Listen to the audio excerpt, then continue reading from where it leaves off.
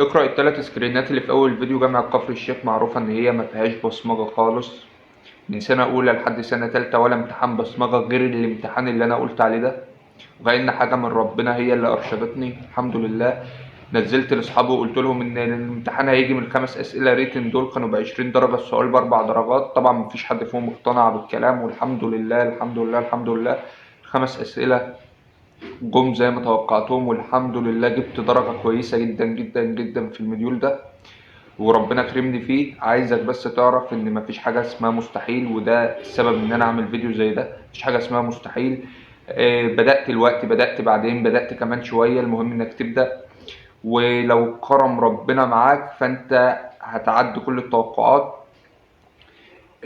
انا ما قلتش يعني من تكملة الفيديو هتعرف انا ما قلتش انا بقى 4 ايام على امتحاني. لو بدأت دلوقتي مش هلحق، وغيري بدأ بدري وغيري ما بدأش ومش عارف ايه. ما حسبتهاش كده خالص. عملت اللي عليا في ال4 ايام، وكرم ربنا فوق كل التوقعات، وكل حاجة مظبوطة بالدليل في الفيديو. كل المطلوب منك انك تسمع الفيديو للنهاية، وان شاء الله يكون سبب في تغيير حياتك. السلام عليكم ورحمة الله وبركاته. ازيكم يا جماعة، عاملين ايه؟ يا رب تكونوا بخير. متستغربوش بقى من الإضاءة، أنا كده كده ايه، مقفول من الدنيا كلها. ما علينا. أول حاجة، ده المنهج عليا ما شاء الله 8 شباتر. ال8 شباتر دول، ده في مادة اسمها الفرونسك. كان معانا 3 بس واحنا داخلين الاندي مديول، يعني في 5 ما اتفتحوش. المفروض ان انا كنت سمعتهم شرح، بس طبعا انا ما سمعتش. عادي. نيجي بقى للتوكسيكولوجي. مش وقتك يا حاج والله. كان معايا 3 شباتر برضه. ذاكرت ال3 شباتر بس مش فاكر اي حاجه منهم. كان المفروض اسمع ال5 التانيين شرح بس ما سمعتش. عادي. يعني انا مطلوب مني 16 شابتر، 6 منهم المفروض ان هم اتذاكروا قبل كده، و12 ما تسمعوش شرح حتى. عادي. طب دلوقتي المفروض ان انا اعمل ايه؟ المفروض ان انا الم ال16 شابتر دول في 4 ايام. هما سايبين لكم 4 ايام قبل الفاينل؟ لا، احنا امتحاننا كان يوم الاحد. خلصنا الحد، الواحد حل حلو ومبسوط وبتاع. طلع نام النهارده، لان طبعا قبل اي امتحان كعادتي من ايام اعدادي حتى لازم ابقى مطبق. فطبقت التطبيقات الجميله، جيت مش قادر، نمت. صحيت الساعه 1 بالليل. اليوم طار، قعدت ساعتين فاتح الفيسبوك، قمت مكمل نوم. مفروض بقى من اول الاتنين ابتدي. اتنين وتلات كنت بسمع في الاتنين فيلم، وفي التلات فيلم تاني، وضيعت باقي اليوم وماتشات بقى واللازم منه. فالنهارده اربع خميس جمعة سبت، معايا 4 ايام. المفروض الم فيهم 16 شابتر، 12 منهم ما تسمع لهمش شرح اصلا. تتعمل ازاي دي؟ مش عارف، بس هعملها ان شاء الله. وان شاء الله يعني لو الموضوع نجح هبقى انزل لكم النتيجة في الشابتر ده. طيب، نيجي للجزء اللي بعد كده. هو الكلية. انا ايه حالي في الكلية؟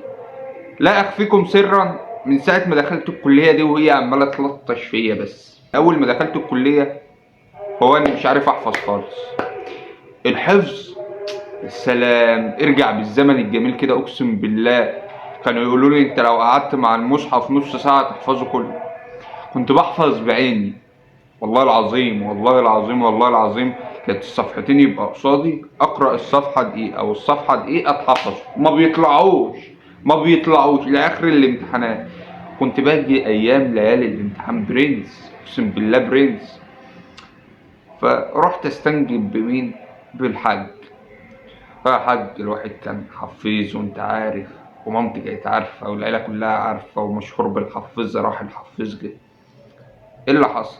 ايه ابويا بيعمل لي ازاي؟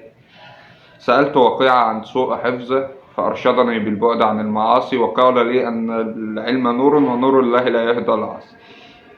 شوف بقى أنت ذنبك إيه؟ فبصيت له كده، وإن لازم أكون بعمل ذنب عشان حتة الحفظ دي راحت مني. بس ما علينا، كلنا ذنوب يعني، بس مش للدرجات دي. ده أنا لو قتل بني آدم الحتة مش هتروح مني كده يعني. بقيت باخد في الصفحة بالساعتين والتلاتة عادي، وما تتحفظش في الآخر. في حاجة غلط أنا مش عارف أوصل لها. طب انت يا اسطى بتقول إيه؟ الصفحة بتاخد منك ساعتين والتلاتة، عايز تخلص 16 شابتر بحفظهم في 4 أيام. نكتة حلوة والله العظيم، النكتة دي ضحكتني أنا كمان. بس هل هقدر أعملها ولا لأ؟ نرجع بقى بالزمن الجميل، نرجع نشغل الطاسة تاني، ونرجع نستعيد الذكريات الجميلة اللي كانت موجودة عند الواحد اللي اختفت كلها من ساعة ما دخلت الكلية. الكلية يا جماعة، مشكلتي في الكلية أنا عارفها على فكرة. الفرق بين الكلية والثانوي، يعني مثلا عندك في تالتة ثانوي انت معاك براح طول السنة 12 شهر، فعادي انا ممكن اضيع شهر بمزاجي عادي، بس اشد في الباقي فلم. انما انت الكلية انت بيدوك 21 يوم هتضيع فيهم ايه؟ فانا ما بحبش الجو ده بصراحة. يعني لو كان نظام بلوكات، بلوك يعني مديولين مع بعض، فبتاخد وقت اكبر. يعني بلوكين مثلا، يعني بلوك مع بعض ويعملوا شهر ايه، شهر ونص كده. انما انا 21 يوم دول ما ياكلوش معايا بصراحه. فالمهم يعني الخلاصه من الليله دي كلها، انا عامل التحدي ده، نجح خير وبركه، ما نجحش انزل لكم الفيديو واعترف بفشل. انا دلوقتي يا جماعه معترف ان انا مقصر، معترف ان مذاكرتي ولا ربع ثانويه عامه، معترف اني متبلد المشاعر، معترف ان ما عنديش مسؤوليه في الكليه، معترف ان هيبقى تحت ايدي ارواح فانا مش مقدر النعمه دي. بس هل من استفاقة؟ مش عارف. بس اعتقد نويت والنية لله، يعني ان الاستفاقة تكون من اول الترم التاني في سنة تالتة. خلاص امتحن المديول ده، خلاص انا بامتحن الفاينل وهخلص نص السنة على خير ان شاء الله. فاعتقد ان شاء الله يعني نويت الاستفاقة تكون من الترم التاني في تالتة. وانا الاستفاقة بتاعتي بتبقى تقيلة على فكرة.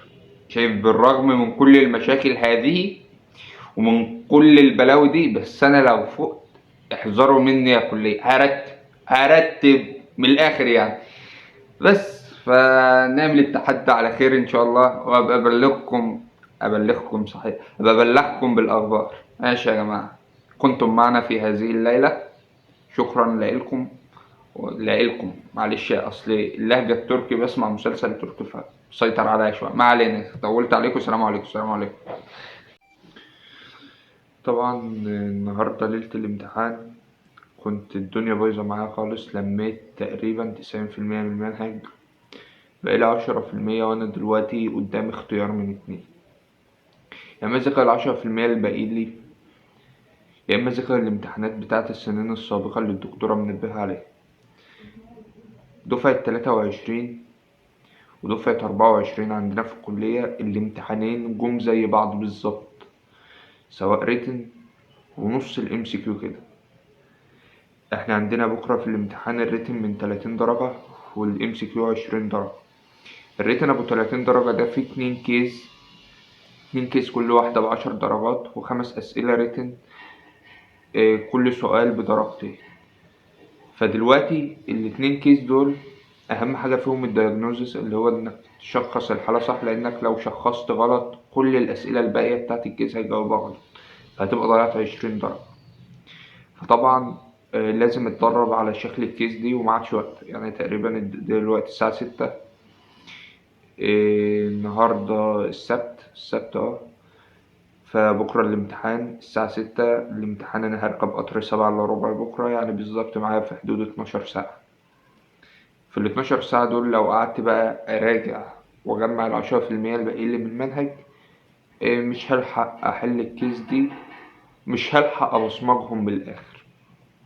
اللي هو الملفات بتاعت السنين اللي فاتت لازم أحفظها صم بالكيزز والأسئلة الريتن سؤال وإجابة، فما فيش وقت لده كله. فأنا يضحي ب10% بتوع المنهج، يضحي بالكيزز والريتن.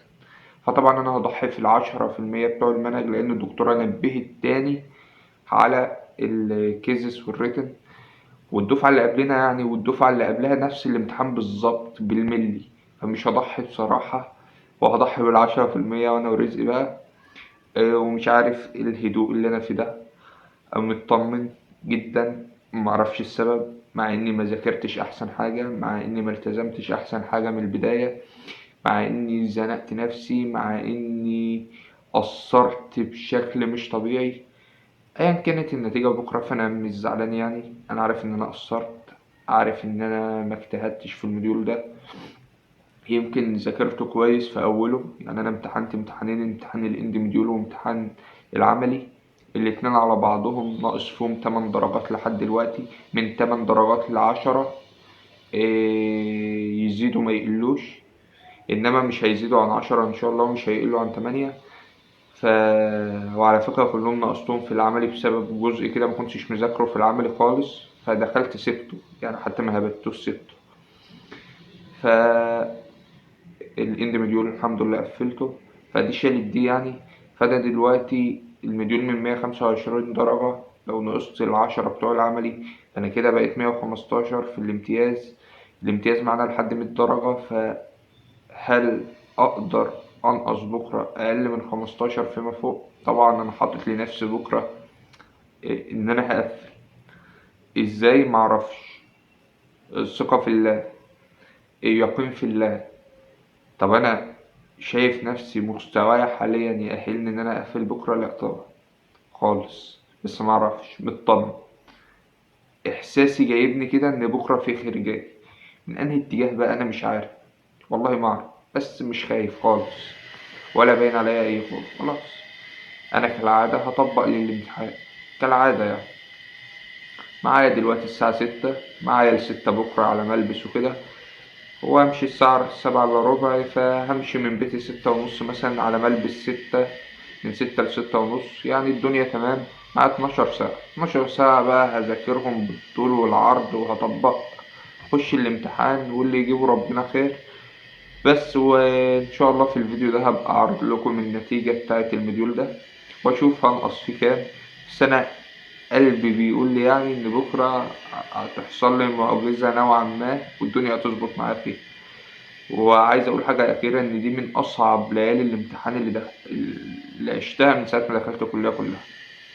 مديول مزنوق، مديول قبله تقريبا 5 أو 6 ايام، حاجات كتير قوي ما كانتش اتشرحت، تقريبا 6 شباتر ما كانوش اتشرحوا، والشرح ما كانش متظبط قوي يعني. وكنا خدنا بعدها مديولين تقريبا، اتزنقنا في الاتنين التانيين، فطبعا نسينا.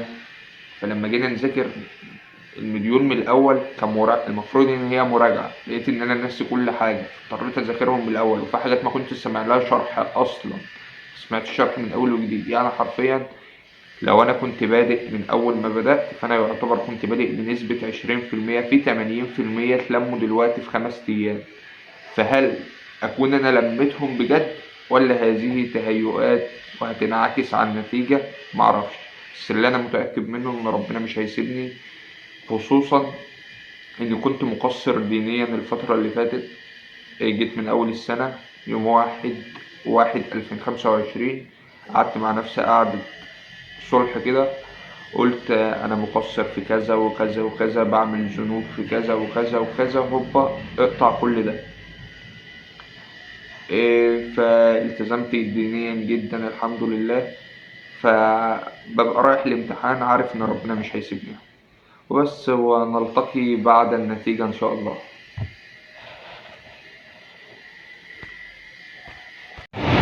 ايوه يا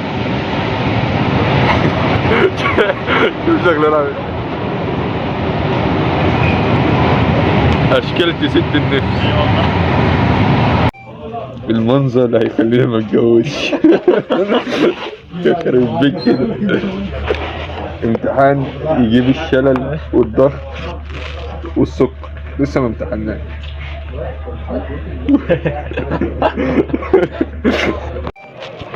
زي ما قلت قبل كده، انا الحمد لله ربنا بيحبني.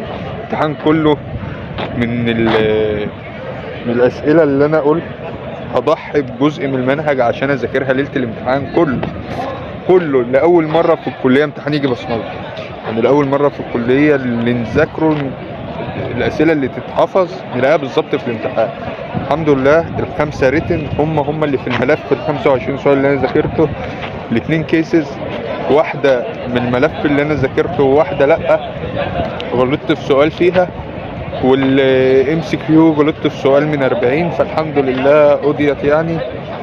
وطبعا طبعا يعني ما مشيتش بحاجة الا بكرم ربنا، الحمد لله على كل حال.